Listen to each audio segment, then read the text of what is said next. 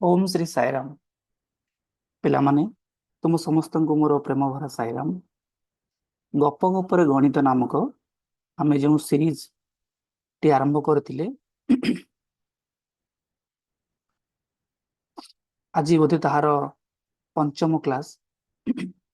एबे जे आमे कौन करिया को चेष्टा करछे षष्ठ श्रेणी रो जे सब गणितर फंडामेंटल कांसेप्ट बा ताको कहंती कोन बेसिक कांसेप्ट ताको बुझिया पे चेष्टा करथिले। एही सीरीज बा अध्यायटी ना केवल षष्ठ श्रेणी षष्ठ ठू आरंभ करके नवम और दशम श्रेणी पिलांक पई मध्य उद्दिष्ट। कारण आमे एई सब छोट छोट जिनिस गुडी को बड़ क्लास रे गले भूली जाय थे, किंतु यार गुरुत्व बहुत अधिक। केवल दशम श्रेणी न दशम श्रेणी पर मध्य एई छोट छोट जिनिस गुडी को तुम जो षष्ठ श्रेणी बही रे अछि ताको मते तुमे अप्लाई करी कॉम्पिटिटिव एग्जामिनेशन हो बा तुमरो जे कोन हायर स्टडी हो ताको मध्य आउरी भलो भाबरे करि परिबो। तो मन ध्यान दे कि समसे सुनिया पे चेष्टा करिबो।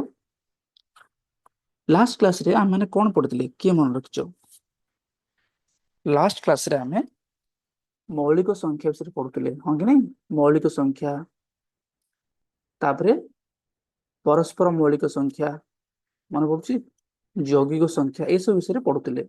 एवं क्लास शेष करिया पूर्व तुम मान को मु गोटे संख्यार गुणनीयक कहले कौन बतैतिली एवं आ कोन बतैतिली गुणितक बतैतिली। मन पडुची गुणनीयक ए देखो गुणितक तीन रो गुणितक कहले किए तार तो तीन द्वारा को संख्या माने विभाज्य होबे। तुमको कहले तीन को पणी के तुम जानिचो तीन के तीन तीन दुगुणी 6 तीन तीन 9 एवला चलिबो। एवला असंख्य गुणितक अछंती, किंतु मनकर मु कहबी गुणनीयक।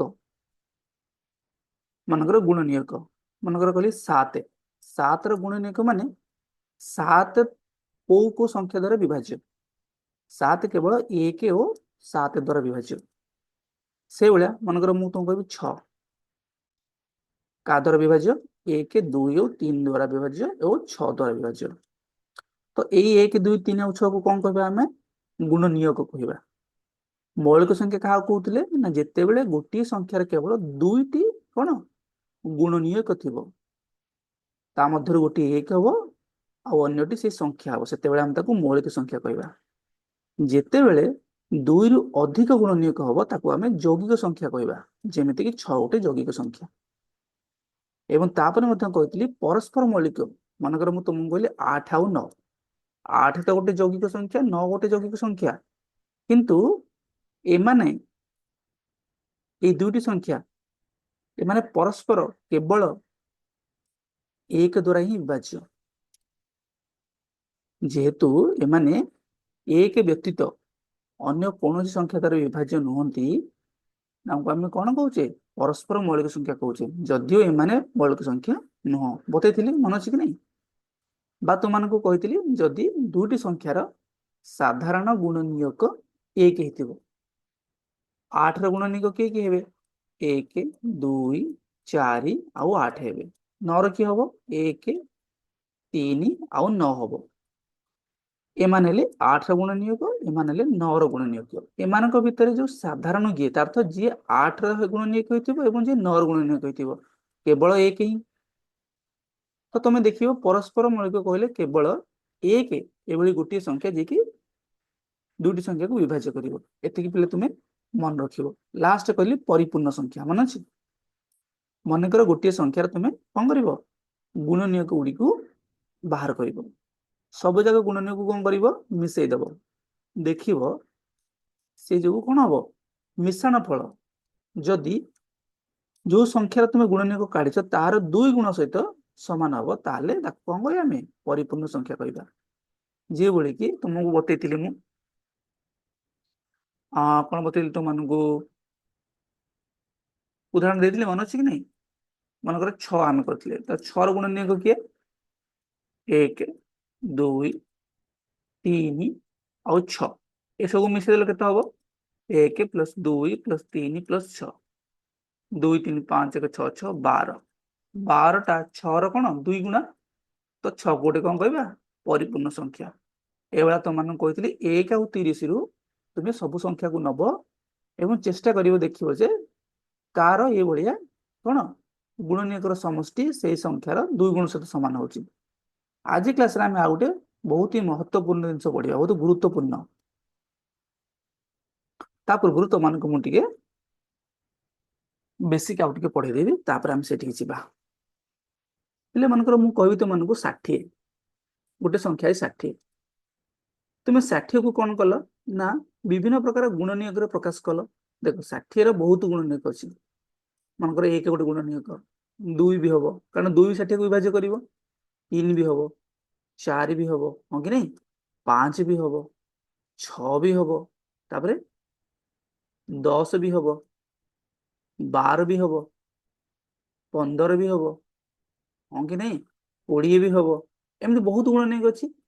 ତମେ 60 କୁ କଣ କର ନା, ତାପରେ ମନେକର ମୁଁ କହିବି 30 ବି ହବ, 60 ନିଜେ ହବ, ତ ତୁମେ ଏଇ 60 କୁ ବିଭିନ୍ନ ଗୁଣନୀୟକର ଗୁଣଫଳ ରୂପେ ପ୍ରକାଶ କରିପାରିବ। ମନେକର ମୁଁ କହିଲି 2 ଗୁଣନ 30, ଇଏ ବି 60, 3 ଗୁଣନ 20, ଇଏ ବି 60, 4 ଗୁଣନ 15, ଇଏ ବି 60, 5 ଗୁଣନ 12, ଇଏ ବି 60, 6 ଗୁଣନ 10, ଇଏ ବି 60।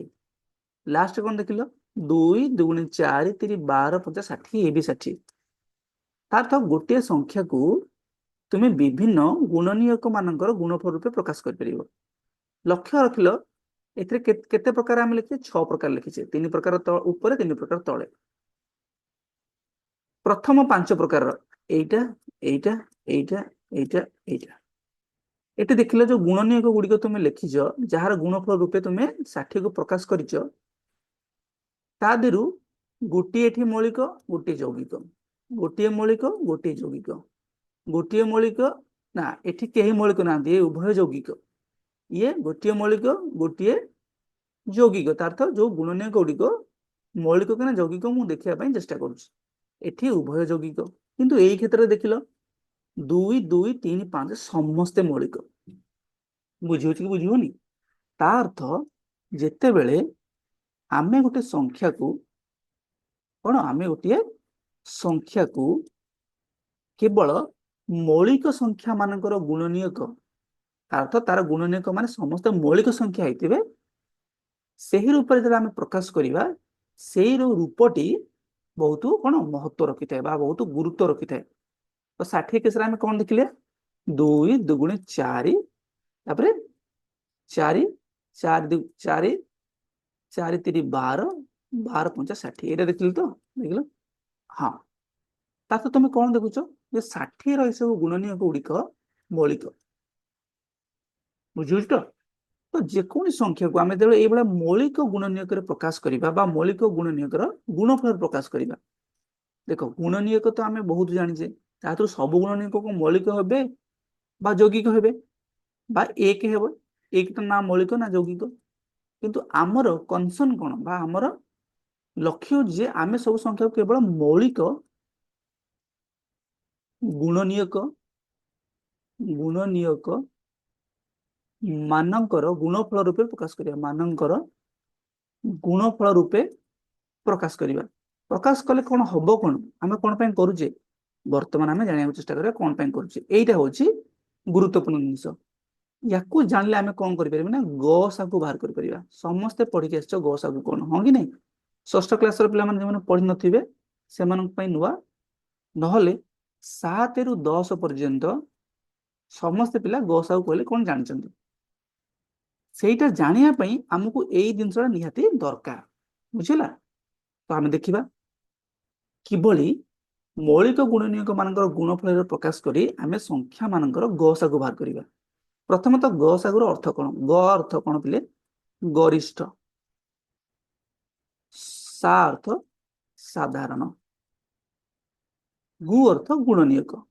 ଆମେ ଗୁଣନୀୟକ ମାନଙ୍କର ଗୁଣଫଳ ରୂପେ ପ୍ରକାଶ କରୁଛେ। ଦେଖିବା ତା ଅର୍ଥ, ଯେତେବେଳେ ଦୁଇଟି ସଂଖ୍ୟା ଥିବ, କଣ ଦୁଇଟି ସଂଖ୍ୟା ଥିବ, ଆମେ କଣ କରିବା ନା ସେମାନଙ୍କର ଗସାଗୁ ବାହାର କରିବାକୁ ଚେଷ୍ଟା କରିବା।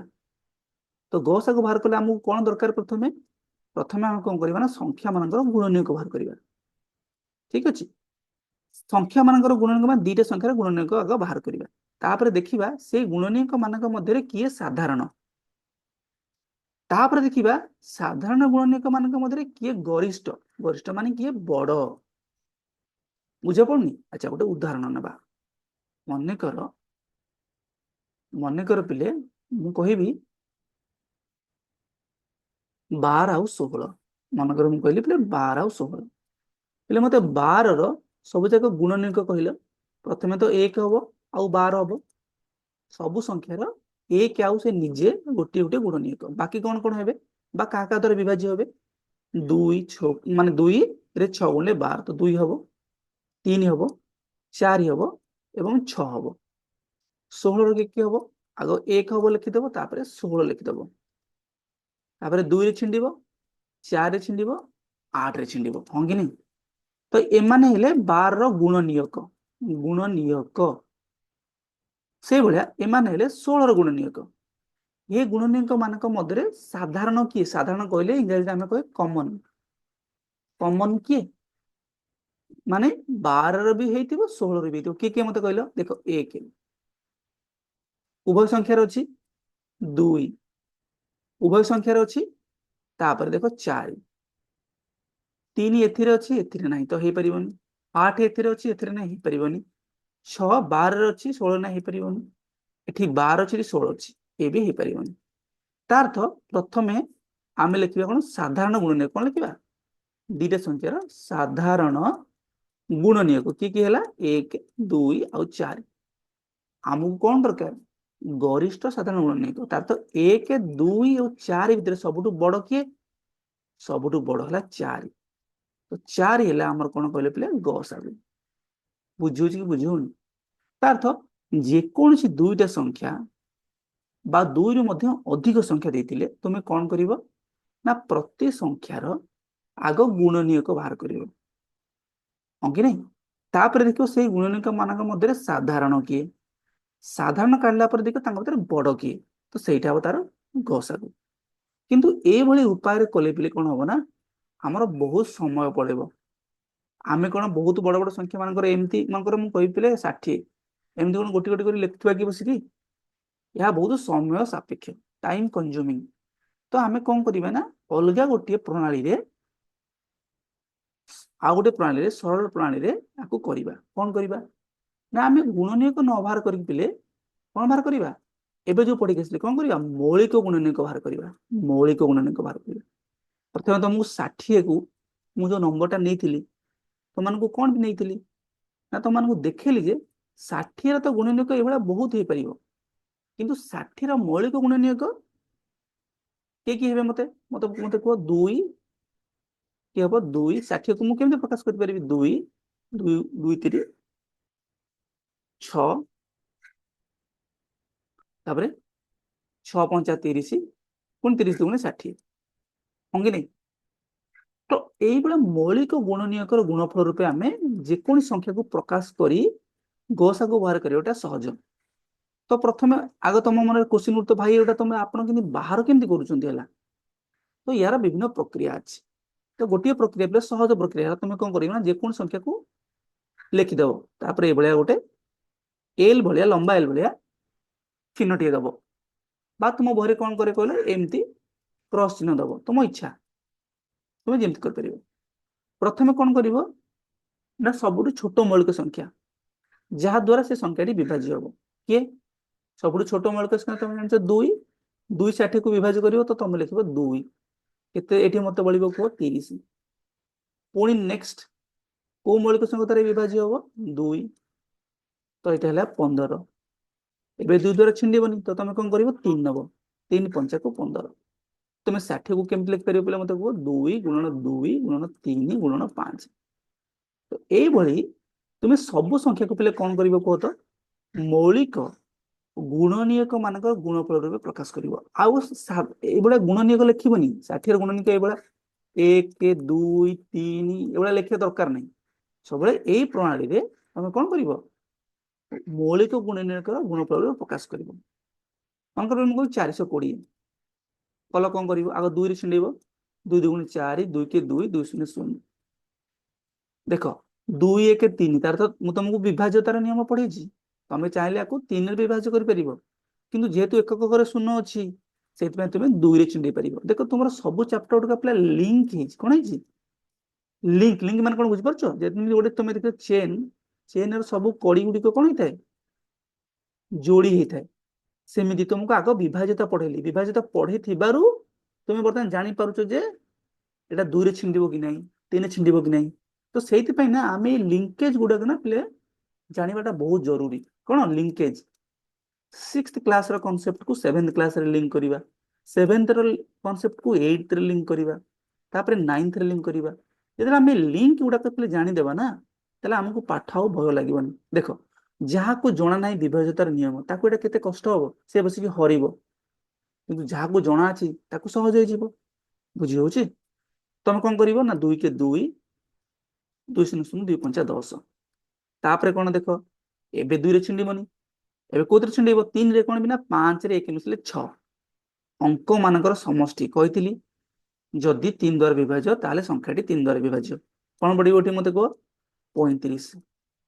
ଏବେ ତ 3 ବି ଛିଣ୍ଡିବନି। ମୁଁ କହିଥିଲି ଏକକ ଘରେ 5 ଥିଲେ କାହା ଦ୍ୱାରା ବିଭାଜ୍ୟ ହବ? 5 ଦ୍ୱାରା ବିଭାଜ୍ୟ। 5 ସତାକୁ 35। ଲାଷ୍ଟରେ ଗୋଟେ ମୌଳିକ ସଂଖ୍ୟା ଆସିଲା, ତ ଇଏ କାହା ଦ୍ୱାରା ଛିଣ୍ଡିବନି। ଯଦି ବା ତୁମେ ଛିଣ୍ଡିବାକୁ ଚାହିଁବ ତାହେଲେ 7 କେ 7 କଲେ ବି ହବ, ଲାଷ୍ଟରେ 1 ବଳିବ। ତ 420 କୁ ମୁଁ କଣ କଲି ପିଲେ? ଦେଖ, 2 ଗୁଣନ 2 ଗୁଣନ 3 ଗୁଣନ 5 ଗୁଣନ 7, ଏଭଳିଆ କଣ ମୌଳିକ ଗୁଣନୀୟକର ଗୁଣଫଳରେ ପ୍ରକାଶ କଲି। ଏତିକି ତୁମେ ଯଦି କରିଦେବ ପିଲେ, ଗସାକୁ ବାହାର କରିବାଟା ତୁମ ପାଇଁ ସହଜ ହେଇଯିବ। ତବେ ଆମେ କଣ 2 ବା 2 ରୁ ଅଧିକ ସଂଖ୍ୟାର ଗସାକୁ ବାହାର କରିବାର ପ୍ରକ୍ରିୟାକୁ ଶିଖିବା ହେଲା। ତ ପ୍ରଥମ ପ୍ରକ୍ରିୟାଟି କଣ ପିଲେ? ପ୍ରଥମ ପ୍ରକ୍ରିୟା ବା ମେଥଡ ବା ପ୍ରଣାଳୀ, ତାର ନାଁ ହେଲା ମୌଳିକ ଗୁଣନୀୟକରେ ବିଶ୍ଳେଷଣ ପ୍ରଣାଳୀ। ତୁମେ ଏବେ ମୌଳିକ ଗୁଣନୀୟକ କହିଲେ କଣ ବୁଝିକି ଆସିଛ? କେବଳ ତାକୁ ବ୍ୟବହାର କରି ତୁମେ କଣ କରିବ ନା ତାକୁ ବିଶ୍ଳେଷଣ କରିବ, ତାର ତାକୁ ଆନାଲିସିସ୍ କରିବ। ଆନାଲିସିସ୍ କରି ଗସାକୁ ବାହାର କରିବ। କିଛି କିଛି ନାହିଁ, ବହୁତ ସହଜ। ମୁଁ ତମମାନଙ୍କୁ ଏକ୍ସାମ୍ପଲ ଦେଲେ ତମେ ବୁଝିପାରିବ। ମନେକର 24 ଆଉ 40, 24 ଓ 40 ର ଗସାକୁ ନିର୍ଣ୍ଣୟ କର, ଗରିଷ୍ଠ ସାଧାରଣ ନିର୍ଣ୍ଣୟ କର। ପ୍ରଥମେ ତ ମୁଁ ବତେଇକି ଆସିଥିଲି 24 ର ଗୁଣନୀୟକ ଲେଖିବ 1 24। ଏଇ ମେଥଡକୁ ଆପ୍ଲାଏ କରିବନି, ଇଏ ବହୁତ ଟାଇମ କନଜ୍ୟୁମିଂ କହିଦେଇଥିଲି। ଆମେ କୋଉ ମେଥଡ ଆପ୍ଲାଏ କରିବା ବର୍ତ୍ତମାନ? ମୌଳିକ ଗୁଣନୀୟକର ଗୁଣଫଳରେ ପ୍ରକାଶ କରି ସଂଖ୍ୟା ଦୁଇଟିକୁ ତା ଦେହରୁ ଗସାକୁ କାଢିବା। ତ ପ୍ରଥମେ 24 କୁ ମତେ କୁହ କିଏ କାଢି ପାରିବ? 2 ରେ ଛିଣ୍ଡେଇବ, 12 ଦୁଗୁଣେ 24, 6 ଦୁଗୁଣେ 12, 2 3 କି 6, ବା 3 ଥର ଛିଣ୍ଡେଇଲେ 3 କେ 3, ସବୁବେଳେ 1 ପର୍ଯ୍ୟନ୍ତ ତମେ ପହଞ୍ଚିଯିବ ହେଲା। ତାହେଲେ 24 କୁ ପିଲେ କଣ ଲେଖିବ ନା 2 ଗୁଣନ 2 ଗୁଣନ 2 ଗୁଣନ 3। ଆଉ 1 ଲେଖିବନି, 1 ଲେଖିବା ଯା ନ ଲେଖିବ ସେଇଆ, କାରଣ ଏଇଟା ଗୋଟେ ମୌଳିକ ସଂଖ୍ୟା ନୁହଁ। ଆମେ ମୌଳିକ ସଂଖ୍ୟା ମାନଙ୍କର ଗୁଣନୀୟକରେ ପ୍ରକାଶ କରିବା। ତ 2 ମୌଳିକ ସଂଖ୍ୟା, ତ 2 ଗୁଣନ 2, 2 ଦୁଗୁଣେ 4, 4 ଦୁଗୁଣେ 12, ସରି ଗୋଟେ ଭୁଲ କରି ଲେଖିଲା, 2 6 12, 2 3 6, 3 के 3 36 कहीं गला, सॉरी सॉरी, 12 दुगुणे 24 ना, 212, 2 3 6, 2 दुगुणे 4 दुगुणे, हाँ ठीक अच्छे, 2 दुगुणे 4 दुगुणे 8 3 24, ठीक अच्छे। तापर 40, 40 को सेमती कर पिले, 40 20 दुगुणे 40, 2 दशा को 20, 2 पंचा को 10, 5 के 5, तार केते हो 40 मते को 2 दुगुणे 4 दुगुणे 8 पंचा 40। एतिक पिले कर देलो समस्ते। एबे कोन करिवो देखिवो, ए माने कोन मौलिक गुणनयक, ए भी मौलिक गुणनयक। यांको भितरे देखिवो किए उभय थिरे अछि, देखलो 2 2 उभय थिरे अछि। तो एमती कोन करिवो गोल बुले देबो, बा ताकू थरे लिखिबो। एठी 2 अछि, एठी 2 अछि, आउ थरे लिखिबो। पुणी एठी 2 अछि, एठी 2 अछि, तो ताकू आउ थरे लिखिबो। एठी 3 अछि किंतु एठी 3 नाही, एठी 5 एठी 5 नाही, आकू लिखिबोनी। ए मानु केवल गुणी देबो, 2 दुगुणे 4 दुगुणे 8। ता अर्थ पिले कोन बुझी पाछो नै?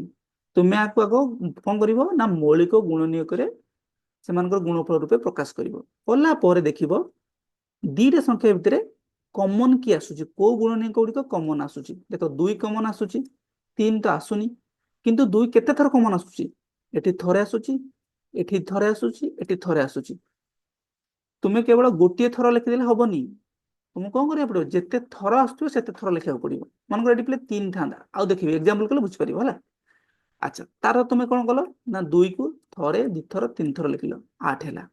ଦେଖିଆ ପରୀକ୍ଷା କରି ଦେଖିଲ, ତୁମେ ଭାବ ଗସାଗୁର ଅର୍ଥ କଣ କି, ନା 24 ଆଉ 40 କୁ ବିଭାଜ୍ୟ କରୁଥିବା ସଂଖ୍ୟା ମାନଙ୍କ ଭିତରେ ବଡ କି?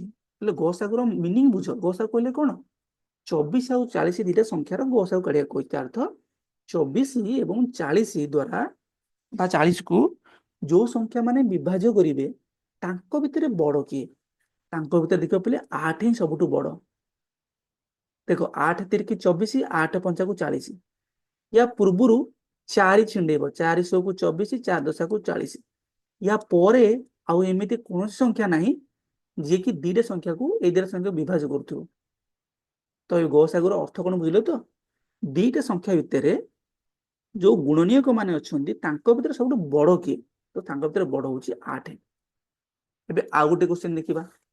ପିଲେ ମନେକର ତମକୁ କହିଛି ମୁଁ 144, 180, 192, 144 କଣ କରିବ, 72 ହେଇଯିବ।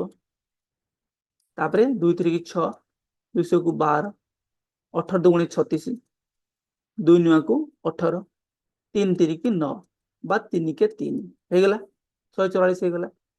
ତାପରେ কি ହେଇଗଲା ଦେଖ, 180, 180, 90 ଦୁଗୁଣେ 180, 45 ଦୁଗୁଣେ 90, 15 3 କୁ 45, 3 5 କୁ 15, 5 କେ କୁ 5। ତାପରେ কি ଆସିଲା 192, 2 ନୂଆ 18, 12 200 କୁ 12, 2 4 8, 2 8 16, 24 ଦୁଗୁଣେ 48, 12 ଦୁଗୁଣେ 24, 200 କୁ 12, 2 3 6, 3 କେ 3। ଏବେ ମତେ ପିଲେ କୁହ, ମୁଁ ଲେଖିପାରିବି ଏମିତି 144 ସମାନେ 2 ଗୁଣନ 2 ଗୁଣନ 2, କେତେଟା 2, 4ଟା 2, 4ଟି 2, ତାପରେ 2ଟା 3। 180 କୁ କଣ ଲେଖିବି, 180 କୁ 2 ଗୁଣନ 2 ଗୁଣନ 3 ଗୁଣନ 3 ଗୁଣନ 5। 92 କୁ କଣ ଲେଖିବି ମତେ କୁହ, 2 କେତେଟା 2, 1 2 3, 3 3 6, 1 2 3 4 5 6 ଗୁଣନ 3। ଆଚ୍ଛା, ଏବେ କଣ କରିବ ନା ଦେଖିବ କିଏ ସମସ୍ତଙ୍କ ଭିତରେ କମନ। ଦେଖ 2 2 2 କମନ ଅଛି, ଏଠି 3 ଅଛି, ଏଠି 3 ଅଛି, ଏଠି 3 ଅଛି, ଏଠି 5 ଅଛି, ଏଠି କିନ୍ତୁ ଏ ଦିଟାରେ 5 ନାହିଁ। ତାର ତ 2 କମନ ଆସୁଛି, 3 କମନ ଆସୁଛି, କିନ୍ତୁ କେତେ ଥର ଆସୁଛି ଦେଖିବ। ମୁଁ କହିଥିଲି ଖାଲି 2 ଆଉ 3, 2 ଆଉ 3 ଗୁଣିଦେଲେ 6 ହେଇଯିବ, 6 ନୁହଁ, 2 କେତେ ଥର ଆସୁଛି ଦେଖ, 1 2 3 ଥରେ ଆସିଲା ଗୁଣନ, ପୁଣି 1 2 3 ଆଉ ଥରେ ଆସିଲା, ପୁଣି ଦେଖ 1 ଆଉ ନାହିଁ, ଏଠି 2 ଅଛି, ଏଠି 2 ନାହିଁ, କିନ୍ତୁ ଏଠି 2 ଅଛି, ତ 2 ଥର ଆସିଲା। 3 କେତେ ଥର ଆସୁଛି ଦେଖ, ଥରେ 1 2 3, ଆଉ ଅଧିକା ଆସୁଛି କି ନାହିଁ, 3 3, ଏଠି 3 ନାହିଁ, ସରି ଗଲା, 2 2 4 3 12। ତାର ତ ସବୁ ଜାଗାରେ ଆସୁଥିବା ଦରକାର, ଏମିତି ନାହିଁ କି ଦିଟାରେ ହେଇଗଲେ ହେଇଯିବ, ସବୁ ସଂଖ୍ୟାରେ ଆସୁଥିବା ଦରକାର। 2 ଦେଖ ଏଠି ଅଛି, ଏଠି ଅଛି, ଏଠି ଅଛି, ପୁଣି ଥରେ 2 ଆସିଲା, ପୁଣି ଥରେ 2 ଆସିଲା, ପୁଣି ଥରେ 2 ଆସିଲା, କମନ ସାଧାରଣ। ଏଠି ଥରେ 2 ଅଛି, କିନ୍ତୁ ଏଠି 2 ନାହିଁ, ଏଠି 2 ଅଛି, ତ ଇଏ ହବନି। ସେଭଳିଆ 3 ଏଠି ଅଛି, ଏଠି 3 ଅଛି, ଏଠି 3 ଅଛି, ତ ଇଏ ହେଇଗଲା ଥରେ। ତ ଗସାଗୁ କି ହେଲା 12। ତମେ 12 କୁ ବିଭାଜ୍ୟ କରିକି ଦେଖିବ, ये 12 12 144, ତାପରେ 12 ରେ 15 ଗୁଣିଲେ କଣ 180, ତାପରେ 12 ରେ 16 ଗୁଣିଲେ 192। ତାର ତ 12 ସମସ୍ତଙ୍କୁ ବିଭାଜ୍ୟ କରୁଛି, ଏବଂ ଏମାନଙ୍କୁ ବିଭାଜ୍ୟ କରୁଥିବା ସବୁ ସଂଖ୍ୟା ମାନଙ୍କ ଭିତରେ ବଡ ମଧ୍ୟ 12। ଏ ଦେଖ 12 ହେଲା ତୁମର ଗସାଗୁ। ଚେଷ୍ଟା କର ଜାଣିବା ପାଇଁ, ଦେଖ କେତେ ଥର ଆସୁଛି, ଦେଖ ଏଇଠି ଥରେ ଆସୁଛି, ଏମିତି ତମେ ଗୋଲ ବୁଲେଇ ଦେବ, ଥରେ 2 ଥର 3 ଥର ବେଳକୁ ହବନି। ତାପରେ ପୁଣି 3 ଦେଖ, 3 ଏଇଠି ହେଲା, ଏଇଠି ହେଲା, ଏଇଠି ହେଲା, ଏଇଠି ହେଲା, ଏଇଠି ହେଲା, ଏଇଠି ହେଲା, ହେଇଗଲା ଥରେ। ତମେ କାଢିଦବ ହେଲା, ନହେଲେ ଏମିତି ଟିକ ଟିକ କରିଦବ, 2 2 2 ଥରେ, 2 2 2, 3 3 3, ଆଉ କେହି ଆସୁନାହାନ୍ତି। ସେଇଭଳିଆ ପିଲା ତମେ 27 ଅବସର କାଢିପାରିବ। 27 କୁ ଏମିତି ଲେଖିପାରିବ 3 ଗୁଣନ 3 ଗୁଣନ 3, 80 କୁ ଲେଖିବ 2 ଗୁଣନ 2 ଗୁଣନ 2 ଗୁଣନ 2 ଗୁଣନ 5। ଦେଖିଲ ଏମାନଙ୍କ ଭିତରେ ସାଧାରଣ କିଏ, ଏଠି 3 କେବଳ ଅଛି, ଏଠି 3 ନାହିଁ, ଏଠି 2 ଅଛି, ଏଠି 2 ନାହିଁ, ଏଠି 5 ଅଛି, ଏଠି 5 ନାହିଁ। ତାର୍ଥ ଏମାନଙ୍କ ଭିତରେ ସାଧାରଣ କିଛି ନାହିଁ। ଯେତେବେଳେ ଏଇଭଳିଆ କେସ୍ ଆସିବ ତାର୍ଥ ଏମାନଙ୍କ ସାଧାରଣ ଗୁଣନୀୟକ କେତେ ହବ ପିଲେ ବା ଗସାଗୁ କେତେ ହବ 1 ହବ। ପିଲେ ଏଇ ଜିନିଷଟା ଆମେ ପଢିଥିଲେ ମନେ ରଖିଲ ପଢିଥିଲେ କି ନାହିଁ? ଆକୁ ଆମେ କଣ କହେ ପରସ୍ପର ମୌଳିକ ସଂଖ୍ୟା କହେ। ଯେତେବେଳେ ଦୁଇଟି ସଂଖ୍ୟାର କୌଣସି ସାଧାରଣ ଗୁଣନୀୟକ ନଥିବ କିନ୍ତୁ 1 ତ ଥିବ, ଏଠି ମୁଁ 1 ଲେଖିପାରିବି, ସେତେବେଳେ ସେଇ ସଂଖ୍ୟା ଯୋଡ଼କୁ ଆମେ ପରସ୍ପର ମୌଳିକ ସଂଖ୍ୟା କହେ। ସେଥିପାଇଁ ତମକୁ ପରସ୍ପର ମୌଳିକ ସଂଖ୍ୟା ପୂର୍ବରୁ ବତେଇଥିଲି। ଓକେ, ବୁଝିହେଲା କି ବୁଝିହେଲାନି? ତ ପ୍ରଥମ ପ୍ରକ୍ରିୟାଟି তুমি ବୁଝିଗଲ। ଏବେ ଦ୍ୱିତୀୟ ପ୍ରକ୍ରିୟାକୁ କହନ୍ତି କଣ କ୍ରମିକ ଭାଗକ୍ରିୟ ପ୍ରଣାଳୀ। এই ପ୍ରକ୍ରିୟା ଦେଖିବା 24 ଆଉ 40 ର ଗସାଗୁ ବାହାର କରିବା। ଦେଖ ଆମେ 24 ଆଉ 40 ର ଗସାଗୁ ପ୍ରଥମ ମେଥଡରେ ବାହାର କରିକି ଆସିଲେ କଣଟା କୁହନ୍ତି ମୌଳିକ ଗୁଣନୀୟକ ମାନଙ୍କର ବିଶ୍ଳେଷଣ। ଏଇଭଳି କରିପାରିବ, ନହେଲେ ଏବେ ଦ୍ୱିତୀୟ ପଦ୍ଧତି ଦେଖିବା। ଦ୍ୱିତୀୟ ପଦ୍ଧତି କଣ ନା ତୁମେ ଯେମିତି ପିଲେ ବାହାର କରୁନଥିଲ ଗୋଟିଏ ସଂଖ୍ୟାର କଣ ମୌଳିକ ମାନେ ଗୁଣନୀୟକ ହିସାବରେ ପ୍ରକାଶ କରୁଥିଲ, ଏବେ ଦିଟା ସଂଖ୍ୟାକୁ କରିବ। ତାର ତ କଣ ତୁମେ ଦେଖିବ କୋଉ ମୌଳିକ ସଂଖ୍ୟା ଏଇ ଦିଟା ସଂଖ୍ୟାକୁ ଏକା ବେଳେ ବିଭାଜ୍ୟ କରିବ। ଗୋଟିକିଆ କାଢୁଥିଲ 12 ଦୁଗୁଣେ 24, 40 କଲା ବେଳକୁ କଣ କରୁଥିଲ ନା 20 ଦୁଗୁଣେ 40। ସେଇଭଳି ଏଠି ବି ସେମିତି କରିବ। ତାର ତ 2 ଦେଖ ତମର 2 ଠୁ ହିଁ ଷ୍ଟାର୍ଟ ହବ, 2 ରେ ନହେଲେ 3, ତାପରେ 3 ନହେଲେ 5 ଏମିତି ଚାଲିବ। ଆଚ୍ଛା 12 ଦୁଗୁଣେ 24, 20 ଦୁଗୁଣେ 40 ଏକା ବେଳେ କରିବା ଆମେ ହେଲା। ତାପରେ କଣ କରିବା ପୁଣି 200 କୁ 12, 2 ଦଶାକୁ 20, 2 ତିରିକି 6, 2 ପଞ୍ଚାକୁ 10, ଆଉ ତ ଛିଣ୍ଡିବନି କିଛି, ଆଉ ଦରକାର ନାହିଁ। ଏବେ କଣ କରିବ ନା ଏଇ ବାଁ ପଟେ ଯାହା ଅଛି ସେତିକି ଖାଲି ଗୁଣିଦବ। ତାର ତ 2 ଗୁଣନ 2 ଗୁଣନ 2 କେତେ ହେଇଗଲା 8। ଇଏ ହେଇଗଲା ଗସାଗୁ। ବୁଝିହେଲା? ସେମ ଉପାୟରେ ଆମେ 144, 144, 180, 192 ବି କାଢି ପାରିବା। ଦେଖ କଣ କରିବ ନା 2 ରେ ଛିଣ୍ଡେଇବ, କେତେ ଯିବ 72, 90, ଏଟା କେତେ ଯିବ 96। ପୁଣି 2 ରେ ଛିଣ୍ଡା 32 ଦୁଗୁଣେ 72, 45, 90, ଆଉ କେତେ ହବ 48, 96। ଦେଖ ଏବେ କଣ କରିବ, ଏବେ ତୁମେ ଭାଗ ପଡ ଭାଇ ଏବେ କଣ କରିବି 3 2 ମିଶିଲେ 5, ତାର ତ 3 ଦ୍ୱାରା ବିଭାଜନ ହବ 4 5 9, ତାର ତ ଇଏ କଣ ହବ କୋଉ ମତେ 3 ଦ୍ୱାରା ବିଭାଜ୍ୟ ହବ 4 8 12, ଇଏ ବି 3 ଦ୍ୱାରା ବିଭାଜ୍ୟ ହବ, ଇଏ ବି 2 ଦ୍ୱାରା ଛିଣ୍ଡିଥାନ୍ତା, ଇଏ ବି 2 ଦ୍ୱାରା ଛିଣ୍ଡିଥାନ୍ତା। ତ ତୁମେ ଭାଇ 3ଟା ଅଙ୍କ ତ ଛିଣ୍ଡୁନି, ଆଉ କଣ କିଛି କରିବିନି ନା। এই 3ଟା ଅଙ୍କ ନ ଛିଣ୍ଡୁ ତ ତମେ ଦେଖିବ କିଏ 2ଟାଙ୍କୁ ବିଭାଜ୍ୟ କରିବ, ତ 2 ବିଭାଜ୍ୟ କରିବ, ତ 2 ହେଲେ 16 ଦୁଗୁଣେ 32, 45 ଖାଲି ଓହ୍ଲେଇ ଦେବ ସେ ଛିଣ୍ଡିବନି, 48 ଲେଖିବ 24, ପୁଣି 2 ରେ ଛିଣ୍ଡା କେତେ ମତେ କୁହ, କେତେ ମତେ କୁହ ଏଠି ଭୁଲ କରୁଛି କି ଦେଖିଲା ପିଲେ ଦେଖିବା କରିବା ଦେଖିବା କୋଉଠି ଆମର ମେଥଡ ଫେଲ କରିବ ଦେଖିବା। 16 ଦୁଗୁଣେ 32, ଆଚ୍ଛା 2 ହେଲେ 2 ଟା 16, ପରସ୍ପର ମୌଳିକ ହବନି ନା ଏଠି ଛିଣ୍ଡିବନି, 4 45 48। ଆଚ୍ଛା ଦେଖ ଏଠି ପିଲେ କଣ ହେଲା ଭୁଲ ହେଲା, କଣ ହେଲା ତୁମକୁ କଣ ପାଇଁ ଭୁଲ ହବ କହୁଛି। 2 ବର୍ତ୍ତମାନ ଏମାନଙ୍କୁ କଣ ପ୍ରଥମେ 3ଟାଙ୍କୁ ବିଭାଜ୍ୟ କଲା, ତାପରେ 2ଟାଙ୍କୁ ବିଭାଜ୍ୟ କଲା। ଏବେ ଚାହିଁଲେ 2 ୟାକୁ ବିଭାଜ୍ୟ କରିପାରିବ, କିନ୍ତୁ ଆମେ 2 ନେବାନି, 2 ଆମେ ନେବାନି। କଣ ପାଇଁ ନା ଯେହେତୁ 2 ଥରେ ଦିଥର ନେଇ ସାରିଛେ, ଏ ଆଉ କମନ ଆସିବନି। ତ ଏବେ ପୁଣି ଦେଖିବା ନେକ୍ସଟ କୋଉ ସଂଖ୍ୟା ମାନଙ୍କୁ ବିଭାଜ୍ୟ କରିବ, ନେକ୍ସଟ କେ 2 ପରେ 3 ବିଭାଜ୍ୟ କରିବ। ବୁଝିବା ଚେଷ୍ଟା କର, ଏଠି 2 3ଟା ଯାକ ବିଭାଜ୍ୟ କରୁଥିଲା, ଏଠି 2 3ଟା ସଂଖ୍ୟା ବିଭାଜ୍ୟ କରୁଥିଲା, ଏହା ପରେ ଏଇ 3ଟା ସଂଖ୍ୟାରୁ 2 32 ଆଉ 48 ତ ବିଭାଜ୍ୟ କରିବ, କିନ୍ତୁ 45 କରିବନି। ତ ତମେ ଯଦି ଏଇଠି ପିଲେ ପୁଣି ଥରେ 2 ନେବ ତମର ଭୁଲ ହେଇଯିବ। ତମେ ଏବେ ଦେଖିବ ନେକ୍ସଟ କୋଉ ସଂଖ୍ୟା ବିଭାଜ୍ୟ କରିବ, ନେକ୍ସଟ 3 ବିଭାଜ୍ୟ କରିବ, 32 ରେ 3 ଛିଣ୍ଡିବନି, 32 କୁ ଓହ୍ଲେଇ ଦେବ, 15 3 କୁ 45, 16 3 କୁ 48। ବୁଝିଲା? ୟା ପରେ ଦେଖିଲ ଆଉ କଣ ହବ, ଦେଖ ୟା ପରେ ଆଉ କିଛି ମତେ ଲାଗୁଛି ଏମିତି ହବନି। ଆଉ କିଛି ହବ କି, ଆଉ କିଛି ଦେଖ ହବନି। କଣ ପାଇଁ ନା ତମେ 3 ରେ ଛିଣ୍ଡେଇଲେ 3 5 15, ଇଏ ଗୋଟେ ରହିଗଲା, ଇଏ ଆଉ ହବନି। ଆମମାନଙ୍କର ଲସ୍ ଆଉ କେତେ ହେଇଥିଲା ଏଠି ଦେଖିଲ, ଲସ୍ ଆଉ କେତେ ହେଇଥିଲା ଆମର ଲସ୍ ଆଉ 12 ହେଇନଥିଲା। ଦେଖ ବର୍ତ୍ତମାନ 12 ପହଞ୍ଚିଗଲା, 2 ଦୁଗୁଣେ 4 3 12। ଏବେ ତୁମେ ଚେଷ୍ଟା କର କରିବା ପାଇଁ, ଏବେ ଯଦି ତମେ ପୁଣି ଦୁଇ ଦେଖ ଆଉ ହୁଏ କଣ ନା ଭୁଲ ଆମର କୋଉଠି ଆମେ ପୁଣି ଦୁଇରେ ଛିଣ୍ଡେଇ ଦିଏ ଯେବେ ୟା ପୂର୍ବରୁ ମୁଁ କରୁଥିଲି ନା ତାକୁ ପୁଣି ଆମେ ଦୁଇରେ ଛିଣ୍ଡେଇ ଦେବା 16 × 2 = 32 ସେଟା ଆମେ ଲସାଗୁ ବେଳେ କରିବା ପିଲେ ହେଲା ଏବେ ଏବେ ମୁଣ୍ଡକୁ ନବନି ହେଲା ଏବେ ଦେଖ ମୁଣ୍ଡକୁ କଣ ନା ମୁଁ ତମକୁ କହିଲି ମସ୍ତିଷ୍କ କଣ ନବ ନା ଏଠି ବନ୍ଦ କରିବ ପ୍ରୋସେସକୁ ଏଠି ବନ୍ଦ କରିବ ହେଲା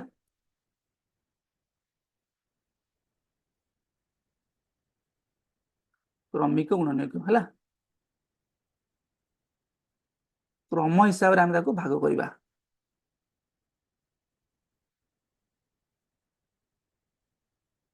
ହୁଁ ଆଚ୍ଛା ତାହେଲେ ଏଇ ମେଥଡ ଟା ବେଳେ ବେଳେ କଣ କହିଲ ମାନେ ଏଇ ମେଥଡ ଟା ବେଳେ ବେଳେ ଛୋଟ ସଂଖ୍ୟା ମାନଙ୍କ ପାଇଁ ଠିକ କାମ ଦିଏ କିନ୍ତୁ ହେଲେ ବଡ ବଡ ସଂଖ୍ୟା ଥିବ ଏଇ ମେଥଡ ଟା ଏତେ ଭଲ କାମ ଦିଏନି ତ ଆଉ ଗୋଟେ ମେଥଡ ଅଛି ତୃତୀୟ ମେଥଡ ଅଛି ତାକୁ କୁହନ୍ତି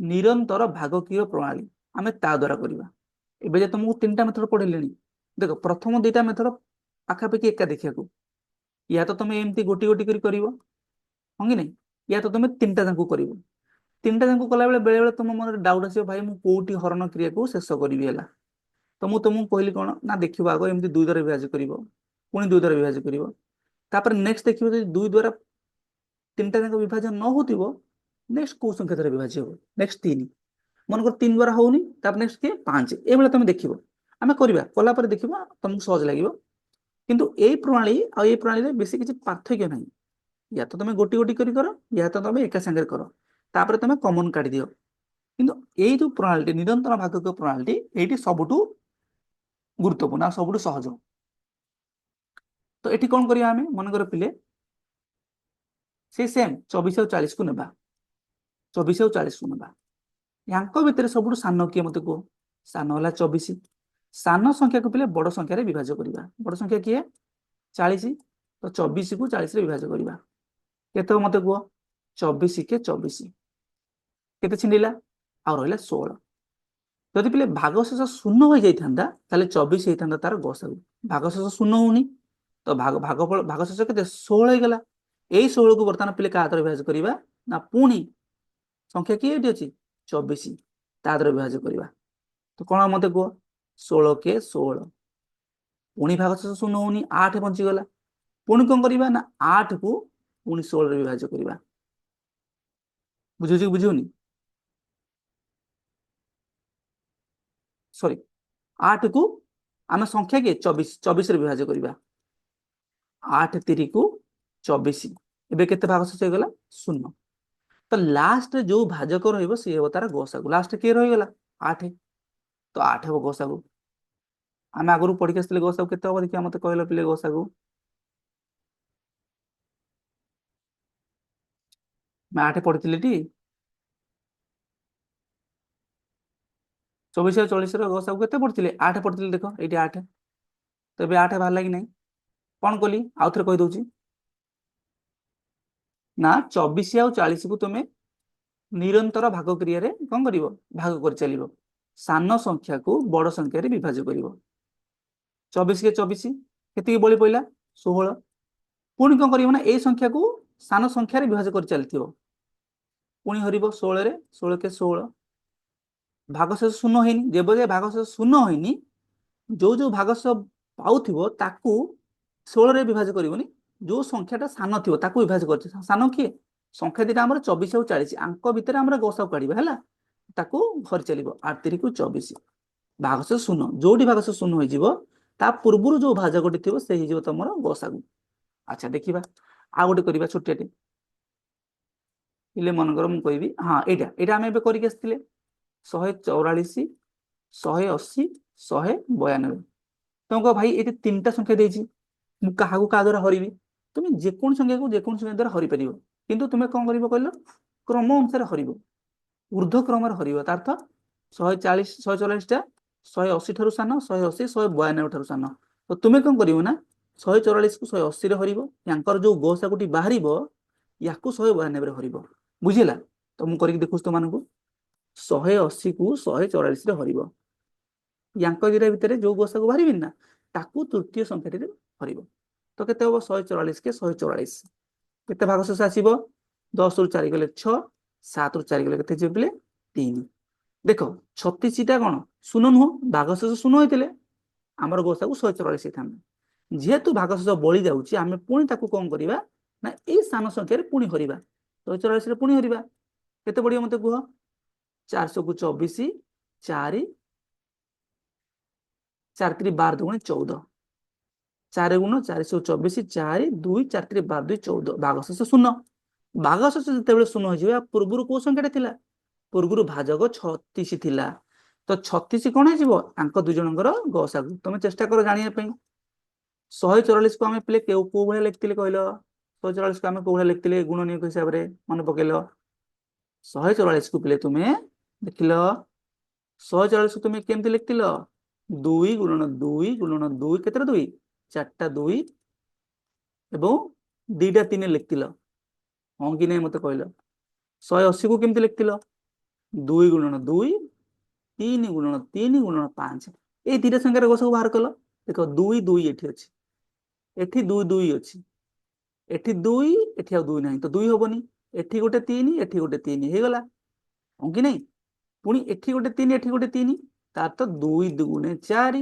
4 3 12 12 3 36 देख आम जहाँ कर ठीक कि नहीं जानूचे केमती ये मेथड भी 36 ये मेथड भी बाहर 36 हाँ कि नहीं ए पुणी कौन करवा ना 36 को 192 बंचीगला ताकू हरवा केते पड़ियो मते को 36 पंचा को 180 बंचीबो केते 12 भागशेष शून्य होते 36 होता भागशेष तो शून्य नुह ता तो पुणी 12 को 36 रे विभाज्य करवा 12 3 को 36 भागशेष शून्य लास्ट रे किए बची गला 12 शून्य पूर्व को भाजक अच्छी 12 तो 12 ये 3टा संख्यार गसागु आम केते थर करके देख 3टा प्रक्रिया रे 12 आसिले कि नहीं देख एठी भी 12 आसिला एठी 12 आसतिला ये प्रक्रिया रे प्रथम प्रक्रिया रे 12 आसतिला कि नहीं पड़े गला एठी देखो एठी भी 12 आसतिला एबे भी 12 आसिला क्रमिक भाग रे भी 12 आसतिला क्रमिक भाग प्रक्रिया रे तुम 12 देखैतिली कि नहीं 3टा संख्या को करिकरी एठी देखो एठी भी तुमरो 2 2 4 3 12 आसिला एवं एई प्रक्रिया रे निरंतर भाग क्रिया रे मध्य 12 आसिला तुम ताले कोन बुझिलो एथुरु ना जे कौन सी 2टा संख्या मनकर पी आउ क्यू एमानकर गसागु काढिया मो पाखे 3टी उपाय अच्छी कह गले 4टा उपाय अच्छी प्रथम तुम चाहिए पी आउ क्यू रो साधारण गुणनिक सब लिखिपार 1 आउ पी भितर सब जाक गुणनिक लिखिपार या भितर देख कमन किए कमन भितर बड़ किए यहाँ हूँ बहुत ट्रिवियल मेथड नगण्य उपाय आपको करनी प्रथम उपाय कौन कहती ना पी को एमती कौन कर मौलिक गुणनिक प्रकाश कर क्यू को एमती मौलिक गुणनिक प्रकाश कर पी को से मौलिक गुणनिक गुणफल प्रकाश कर क्यू को जो सब मौलिक गुणनिक पाइल गुणनिक प्रकाश गुणफल प्रकाश कर देख उभय किए कमन केते थर कमन आसुची से मानक खाली कौन कर गुणीदेव तापर क्रमिक भाग क्रिया प्रणाली कौन कहती ना पी आउ क्यू उभय को गोटे मौलिक संख्या द्वारा कौन कर प्रकाश कर मान गुणफल प्रकाश कर एमती हरि चलो यही मेथड रे बेले बेले तुम्हें कन्फ्यूजन आसपे आपको तुम्हें कर न कर लस आगु यहाँ बहुत सहज कि गस आगु बेले बेले पिला माने इवन मुझे कन्फ्यूज हो जाए कौटी बंद कर तो तुमको कही आग देख जे 2टा मौलिक संख्या क्या द्वारा विभाज्य मान 2टा संख्या कौ मौलिक संख्या द्वारा छिंडे जिते पर्यंत छिंडी चलते छिंडेब जिते पुणी छिंडबनी नेक्स्ट मौलिक संख्या को जीव बुझी तो तापर तृतीय आम कौन पढ़ले ना पी आउ क्यू भितर सान किए मनकर क्यू क्यू पी सान तो पी को कौन करते क्यू रे विभाज्य करवा जदि भागशेष शून्य हो गला ताले पी हो गसागु नहले पुणी कौन करवा ना ये जो भागशेष मिली ताकू पुणी पी द्वारा हरवा चलो एमतिया जेबे जाए शून्य न मिली चलती जोड़ी शून्य मिल शून्य पूर्व जो संख्याटा से हम तार गसागु देखिए ये मेथड आ गोटे करदेवा ताल तुम टे क्लीयर हो गोटे करदेवा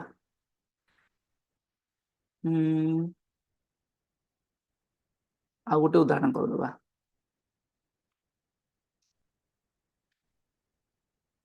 गोटे उदाहरण आउ करदेवा है मन मन करवा मन मन करवा आम सेमती ना आम मन मन उदाहरण ना मन इच्छा ना आम मन पे करवा 20 20 मनकर कह 24 मो इच्छा मनकर कहली 16 आंगर गसागु काढ़ तुम केमती काढ़ निरंतर भाग क्रिया मत कह ସବୁଠୁ ସାନ କିଏ 16, ତାପରେ କିଏ 20, ତାପରେ କିଏ 24।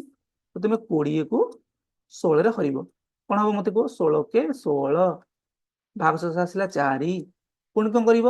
ଭାଗଶେଷ ଶୂନ ନାହିଁ, ପୁଣି 16 କୁ ହରିବ, 4 ଚଉକୁ 16, ଭାଗଶେଷ ଶୂନ ହେଇଗଲା। ଠିକ ଶୂନ ପୂର୍ବରୁ କିଏ ଭାଜକ? 4। ତାର ତ 16 ଆଉ 20 ର ପିଲେ ଗସାଗୁ ହେଲା କିଏ? 4। ଆମକୁ 3ଟା ସଂଖ୍ୟା ଦେଇଛି, ବଞ୍ଚିଗଲା 24। ଦେଖିଲ, ହଁ 24।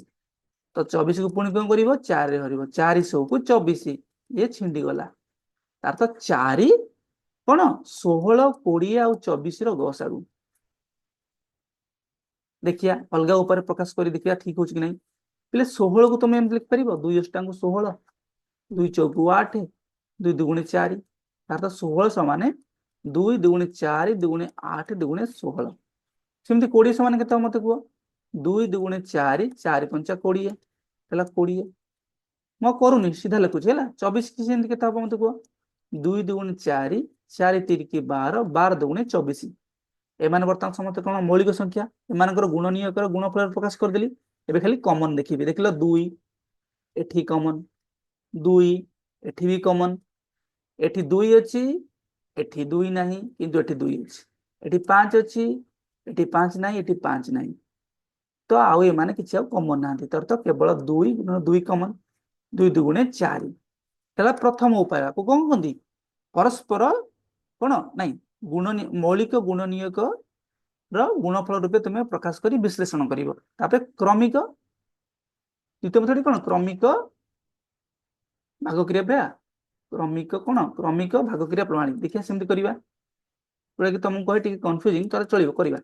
16, 20, 24 କୋଉ ମୌଳିକ ସଂଖ୍ୟା ଦ୍ୱାରା ଛିଣ୍ଡିବ? ସମସ୍ତେ 2, 2 ଅଷ୍ଟା 16, 2 ଦଶା 20, 12 ଦୁଗୁଣେ 24, ପୁଣି 2 ରେ ଛିଣ୍ଡିବ, 2 ଚଉକୁ 8, 2 ପଞ୍ଚାକୁ 10, 2 ଛଅକୁ 12। ଦେଖ ଏଇଠି ପିଲା ଆମର କନଫ୍ୟୁଜନ ଆସେ। ଏଠି କଣ କନଫ୍ୟୁଜନ ଆସିବ ଯେ ଭାଇ ବର୍ତ୍ତମାନ ଏଠି 2 ରେ ଛିଣ୍ଡେଇବି କି ନାହିଁ? ଦେଖ 2 ରେ ଛିଣ୍ଡିଲେ 4 ରେ ବି ଛିଣ୍ଡିବ, 6 ରେ ଛିଣ୍ଡିବ, 5 ରେ ଛିଣ୍ଡିବନି, ତ 2 ତ ଆଉ ହବନି। ନେକ୍ସଟ 3, 3 ତ କେବଳ 6 କୁ ଛିଣ୍ଡେଇବ, ତ 3 ବି ହବନି। ଦେଖ ମିନିମମ୍ 2ଟା ଦରକାର ହେଲା। ଆମେ କଣ କରିବା? ନେକ୍ସଟ ଦେଖିବା ଯେ କୋଉ ମୌଳିକ ସଂଖ୍ୟାଟା ଆଟଲିଷ୍ଟ ଏ 3ଟା ଯାକୁ ବିଭାଜନ କଲେ 3 ରୁ 2ଟାକୁ ତ କରିପାରିବ। ତ ଏଠି ଆଉ ଏମିତି କିଛି ବି ନାହିଁ, ଏଇଠି ତମର କଣ ହେଇଯିବ? ପ୍ରୋସେସ ଷ୍ଟପ୍ ହେଇଯିବ। ବୁଝିଲା? ୟା ପରେ ଯଦି ଆମେ କରିଚାଲିବା ନା ପିଲାମାନେ ଏମିତି କରିଦିଅନ୍ତି, 2 ଦୁଗୁଣେ 4, 2 5 ଆସିବ, 2 ତିରିକି 6, ଏଠି କେତେ ହେଇଯିବ ମତେ କହିଲେ ପିଲେ? 8 ହେଇଯିବ ଗସାଗୁ। 8 କଣ 20 କୁ ହରି ପାରିବ କି? ଏଇଠି ଭୁଲ ହେଇଯାଏ ଆମର। ତ ଆମେ କଣ କରେ? ଏଥିପାଇଁ ଏଇ ମେଥଡଟା ପିଲେ ତମେ ଲସାଗୁରେ ବ୍ୟବହାର କରିବ ହେଲା। ଗସାଗୁ କଲେ ବେଳେ ବେଳେ ତୁମେ ହଇରାଣରେ ପଡିବ, ବେଟର କରନି। କିନ୍ତୁ ଦେଖିବା ଆମେ ଏବେ ନିରନ୍ତର ଭାଗ କ୍ରିୟା କରିକି କରିବା, ନିରନ୍ତର ଭାଗ କ୍ରିୟା କରି କରିବା। ଏଠି କରିଥିଲେ ଦେଖିଲ କେତେ ସହଜ, ସେଠି ବି 4 ମିଳିଲା ତମକୁ। ତ ମୁଁ ଆଶା କରୁଛି ପିଲେ ତୁମେ ଆଜି ଗସାଗୁ ବିଷୟରେ ବହୁତ ଭଲ ଭାବେ ବୁଝିପାରିଥିବ। ଜୀବନରେ କେବେ এই ନିରନ୍ତର ଭାଗ କ୍ରିୟା ପ୍ରକ୍ରିୟାକୁ ଭୁଲିବନି, ଏଟା ବହୁତ କାମରେ ଆସିବ। ବୁଝିଲା? ବା ତାକୁ ଇଂଲିଶରେ କଣ ପିଲା ଆମେ କହିବା? GCF, greatest common factor. Greatest କହିଲେ କଣ? ସବୁଠାରୁ ବଡ, କମନ କହିଲେ ସାଧାରଣ, ଆଉ ଫ୍ୟାକ୍ଟର କହିଲେ ଗୁଣନୀୟକ, ବା ତାକୁ ମଧ୍ୟ କହନ୍ତି GCM, ଗ୍ରେଟେଷ୍ଟ କମନ ମଲ୍ଟିପୁଲ। ବୁଝିହଉଛି ତ? ମଲ୍ଟିପୁଲ କହିଲେ ଗୁଣନୀୟକ। ବୁଝିଲା କି ନାଇଁ ମତେ କୁହ? GCF कहते नाଇଁ सॉरी GCD कहते, सॉरी मल्टीपल कहते, GCD greatest common divisor. I am sorry, आपको GCF कहते इंग्रजी रे बा GCD कहते, तो ग्रेटेस्ट कॉमन फैक्टर बा ग्रेटेस्ट कॉमन डिविजर। लस आगु कौन कहबा हमें? लघिष्ठ साधारण गुणनीयक बा लोएस्ट कॉमन फैक्टर बा लोएस्ट कॉमन मल्टीपल, लघिष्ठ साधारण गुणितक, कौन गुणितक, लघिष्ठ साधारण गुणितक। गुणितक पिले कहले कौन कहल? गुणितक कहले होची मल्टीपल इंग्रजी रे। ओडिया और इंग्रजी रे टिके कंफ्यूजन बेले बेले हो जाए, तुम करबनी है मल्टीपल, किंतु गुणनीयक कहले फैक्टर। सेति के गसागुरे कौन गरिष्ठ साधारण गुणनीयक लिखाई, एटी कौन लिखाई? गुणितक। से प्रथम तुमको कौन पढ़ी मु गुणनीयक कौन गुणितक कौन। तो नेक्स्ट क्लास आम कौन करिया पिले लसागु को देखिबा। ମୁଁ ଆଶା କରୁଛି ଆଜିର କ୍ଲାସରେ ତୁମେ ମନ ଧ୍ୟାନ ଦେଇକି ତୁମେ ୟାକୁ ଶୁଣିଛ। ଏଇ ଗସାଗୁ ଲସାଗୁର ପିଲେ ବହୁତ ଆପ୍ଲିକେସନ ଅଛି, ବହୁତ ବ୍ୟବହାରିକ କଣ ଆକୁ ଆମେ ବହୁତ ବ୍ୟବହାରରେ କରିପାରିବା। ଇଭିନ୍ ତୁମର ବହୁତ ବଡ଼ କମ୍ପିଟେଟିଭ ଏକ୍ଜାମିନେସନ ମାନେ ଏଇ କ୍ୱେଶ୍ଚିନ୍ ଗୁଡ଼ିକ ଲସାଗୁ ଓସାଗୁ ବ୍ୟବହାର କରିକି କଣ ସମାଧାନ କରିପାରିବ। ତ ଆମେ କଣ କରିବା ନା ନେକ୍ସଟ କ୍ଲାସରେ ଲସାଗୁକୁ ଦେଖିବା। ଦେଖ ଯେହେତୁ ଏଟା ପିଲେ ଷଷ୍ଠ ପିଲାମାନଙ୍କ ପାଇଁ ବି ଉଦ୍ଦିଷ୍ଟ, ତ ମୁଁ ଏଠି ବର୍ତ୍ତମାନ ଆପ୍ଲିକେସନ କହୁନି। ଆପ୍ଲିକେସନ କହିଲେ ଷଷ୍ଠ ପିଲା ବି ବୁଝିପାରିବେନି ହେଲା। ବୁଝିପାରିବେ ଏମିତି ନାହିଁ ବୁଝିପାରିବେନି, ଯଦି ତୁମ ବହିରେ ଏକ୍ଜାମ୍ପଲ ଦେଇଥିବ ମୁଁ ବୁଝେଇବି, କିନ୍ତୁ ଏତିକି କହି ରଖୁଛି ଯେ ଲସାଗୁ ଗୋସାଗୁ ଜୀବନ ସାରା ତମ କାମରେ ଆସିବ ହେଲା। ବୁଝିହଉଛି? ତାକୁ ଭୁଲିବନି, ପ୍ରାକ୍ଟିସ କରିବ। ନିରନ୍ତର ଭାଗକ୍ରିୟା ପ୍ରଣାଳୀ ଏବଂ କଣ ମୌଳିକ ଗୁଣ ନିୟକ ମାନଙ୍କର ଗୁଣ ଫଳ ପ୍ରକାଶ କରି ଏଇ ଦିଟା ମେଥଡକୁ ତୁମେ ସବୁବେଳେ ମନେ ରଖିବ କଣ ଗୋସାଗୁ ବାହାର କରିବା ପାଇଁ। ଆଉ କ୍ରମିକ ଭାଗକ୍ରିୟାଟିକୁ ତୁମେ ଭୁଲିଯାଅ, ତାକୁ ତୁମେ ୟୁଜ କରିବ ଲସାଗୁ ପାଇଁ। ଠିକ ଅଛି? ତ ଆଜିର କ୍ଲାସଟିକୁ ଆମେ ଏଇଠି ରଖିବା, ଲମ୍ବା ହେଇଗଲା। ତୁମମାନଙ୍କୁ ବହୁତ ବହୁତ ଧନ୍ୟବାଦ। ତୁମମାନେ ବହୁତ ପେସେନ୍ସର ସହିତ ଧୈର୍ଯ୍ୟ ସହିତ କ୍ଲାସଟିକୁ ଆଜି କଣ ଶୁଣିଛ। ଆଶା କରିବି ତୁମେ ଆଜି ରବିବାରଟାରେ ଏଇ ଜିନିଷଟିକୁ ପଢି ପ୍ରାକ୍ଟିସ କରି ଆଜିର ଦିନଟିକୁ ସାର୍ଥକ କରିବ। ଠିକ ଅଛି ପିଲେ? ନେକ୍ସଟ କ୍ଲାସରେ ତୁମମାନଙ୍କ ସହିତ ମୁଁ ଦେଖା ହେବି। ଯଦି କିଛି ଡାଉଟ ଥିବ ତୁମମାନେ କମେଣ୍ଟ କରିବ, ଏବଂ ତୁମମାନଙ୍କୁ ମୁଁ କହି ରଖୁଛି ଯେ ଏଇ ସବୁ ଜିନିଷ ଗୁଡ଼ିକ ପିଲେ ଆମର ଶିକ୍ଷା ପ୍ଲାଟଫର୍ମରେ ଆଭେଲେବଲ। ଶିକ୍ଷା ନାମକ ୟୁଟ୍ୟୁବ ଚ୍ୟାନେଲରେ এই ଭିଡ଼ିଓ ଗୁଡ଼ିକୁ ଆମେ ଅପଲୋଡ କରୁଛେ। ତୁମମାନଙ୍କର ଗଣିତ, ବିଜ୍ଞାନ ଏବଂ ସାଧାରଣ ବିଜ୍ଞାନ ସମ୍ବନ୍ଧୀୟ ବିଭିନ୍ନ ପ୍ରକାରର ଯେଉଁ ପାଠ୍ୟକ୍ରମ ଅଛି ବା ଯେଉଁ ପାଠ ଅଛି ତାକୁ ସରଳ ଭାଷାରେ ବୁଝାଇବା ପାଇଁ ଆମମାନେ ଗୋଟିଏ ଛୋଟିଆ ପ୍ରଚେଷ୍ଟା ବା ଛୋଟିଆ ଚେଷ୍ଟା ଚଲେଇଛୁ। ଆଶା କରୁଛି ତୁମମାନେ ୟାକୁ ପସନ୍ଦ କରିବ। ଯଦି ତୁମର କିଛି ବି ଡାଉଟ ଥିବ ତୁମେ କମେଣ୍ଟ ସେକ୍ସନରେ କମେଣ୍ଟ କରିବ, ଯେ ସୋ ଦ୍ୟାଟ୍ ଆମେ ତୁମମାନଙ୍କୁ ଆହୁରି ଭଲ ଭାବରେ ବୁଝେଇ ପାରିବୁ। ଜୟ ସାଇରାମ।